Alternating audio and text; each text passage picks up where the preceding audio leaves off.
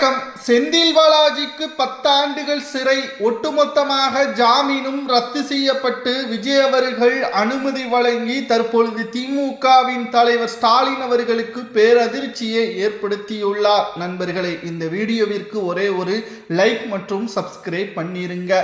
செந்தில் பாலாஜி அவர்கள் ஜாமீனில் தான் தற்பொழுது பல நிபந்தனைகளில் தான் தற்பொழுது சுதந்திரமாக சுற்றித் திரிந்து கொண்டிருக்கின்றார். ஏற்கனவே 15 மாதங்கள் புழல் சிறையில் அடைக்கப்பட்ட பிறகும் அவர் வாக்குமூலம் எதுவும் கொடுக்கப்படாத காரணத்தினால் தமிழக அரசியலில் அவரது ஆளுமையை பயன்படுத்தி நீதிமன்றத்தில் பல நிபந்தனைகளின் அடிப்படையில் ஜாமீனிலும் வெளியே வந்தார். மேலும் தேர்தலில் போட்டியிட்டு எம்எல்ஏவாகவும் பொறுப்பேற்று கொண்டார். ஆனால் தற்பொழுது மீண்டும் விசாரணைக்காக செந்தில் பாலாஜியை டெல்லிக்கு அழைத்து செல்ல வேண்டும் என்று அமலாக்கத்துறை அதிகாரிகள் நீதிமன்றத்திடமும் தமிழக செயலகத்திடமும் அனுமதி கோரியுள்ளது. மேலும் இது எதற்காக, என்ன வழக்கு என்பதையும் முதலில் தெரிந்து கொள்ள வேண்டும். 6 வழக்குகள் செந்தில் பாலாஜியின் மீது பதிவு செய்யப்பட்டுள்ளது.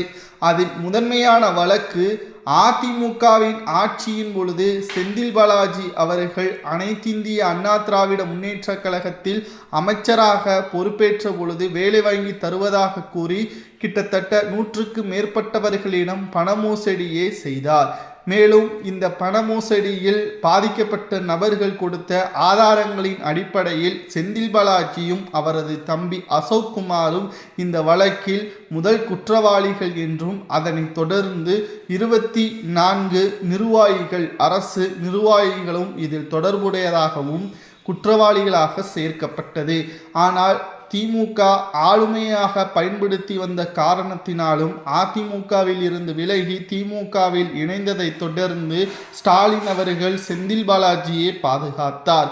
அதனை மட்டுமல்ல, இரவோடு இரவாக செந்தில் பாலாஜி அவர்களை அமலாக்கத்துறை அதிகாரிகள் கைது நடவடிக்கை மேற்கொண்டனர்.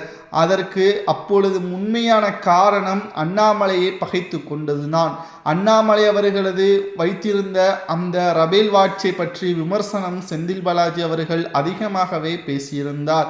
மேலும் செந்தில் பாலாஜி பற்றியான உண்மை முகத்தை அண்ணாமலை அவர்கள் 10 பக்கங்கள் கொண்ட உண்மையான அவரது சொத்து பட்டியல்களையும் பொதுவெளியில் வெளியிட்டு அமலாக்கத்துறை அதிகாரிகளுக்கு இன்ப அதிர்ச்சியையும் கொடுத்தார்.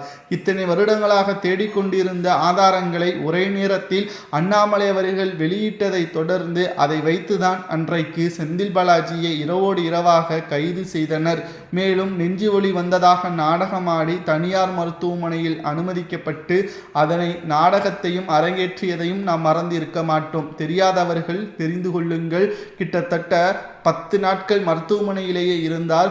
மேலும் மருத்துவர்கள் இவருக்கு மிகவும் மோசமான நிலைமை இருப்பதாகவும் செந்தில் பாலாஜிக்கு சாதகமாகவே கூறினார்கள். ஆனால் அமலாக்கத்துறை நம்பவில்லை. நீதிமன்றத்தை நாடி டெல்லி எய்ம்ஸ் மருத்துவர்களை வரவழைத்து செந்தில் பாலாஜியை அவர்கள்தான் பார்க்க வேண்டும், அவர்கள் கூறினால் நிச்சயம் அவர் மருத்துவமனையிலேயே இருக்கட்டும் என்று நீதிமன்றத்திடம் உத்தரவை கோரினர். நீதிமன்றமும் உத்தரவிட்டது. அதற்கு முன்பாகவே எனக்கு சரியாகிவிட்டது, நான் சிறைக்கு செல்கிறேன் என்று அந்தரவட்டி அடித்தார். இத்தனை போலி முகங்கள் செந்தில் பாலாஜியிடம் இருப்பதை அன்று பலரும் கண்காணித்தார்கள். மேலும் திமுகவின் அமைச்சர்களாக அப்பொழுது இருந்தவர்களும் மருத்துவமனையில் குவிக்கப்பட்டதும் குறிப்பிடத்தக்கது. செந்தில் பாலாஜி வாய் திறந்தால் அனைத்து உண்மைகளையும் வெளிவந்துவிடும், மற்ற மாஜி அமைச்சர்கள் அனைவரும் சிறைக்கு செல்வார்கள் என்ற பயமும் அப்பொழுது ஸ்டாலினை தவிர மற்ற அனைவருக்கும் இருந்தது. ஆனால் அவர்கள் உண்மையை வாக்குமூலமாக அமலாக்கத்துறை அதிகாரிகளிடம் கொடுக்காமல் 15 மாதங்கள் புழல் சிறையிலேயே இருந்ததும் குறிப்பிடத்தக்கது. இப்பேற்பட்ட ஒரு சூழலில்தான் மீண்டும் அவர் மீது அமலாக்கத்துறை அதிகாரிகள் திமுகவின் ஆட்சியில் கிட்டத்தட்ட மின்சாரத்துறை, மதுவிலக்கு போன்ற துறைகளில் செந்தில் பாலாஜியின் ஆதிக்கம் கோலோங்கி இருந்தது. இதனால் அவர் மீது விசாரணைக்காக அழைத்த பொழுது அவரது வீட்டில் சோதனைகள் நடத்திய பொழுது பல ஆவணங்கள், திடுக்கிடும் தகவல்களும் கிடைத்தது.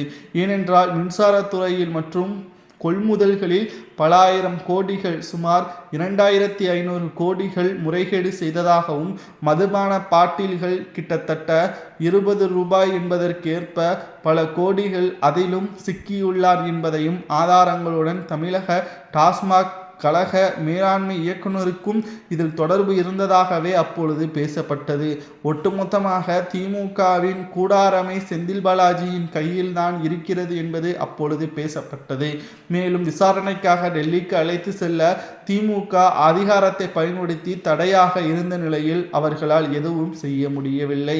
தற்பொழுது ஆட்சி மாற்றம் ஒட்டுமொத்தமான விஜய் அவர்களது தலைமையில் தற்பொழுது தமிழக அரசு செயல்படுவதால் விஜய் அவர்கள் உத்தரவை பிறப்பித்ததோடு பழைய வழக்குகளுக்கு தேவையான ஆதாரங்கள் அரசு அதிகாரிகளை எப்ப வேண்டுமானாலும் விசாரணை செய்யலாம், அதற்கு சம்பந்தப்பட்ட நிர்வாகிகளை என்பதையும் தற்பொழுது தலைமைச் செயலகம் கூறியுள்ளது.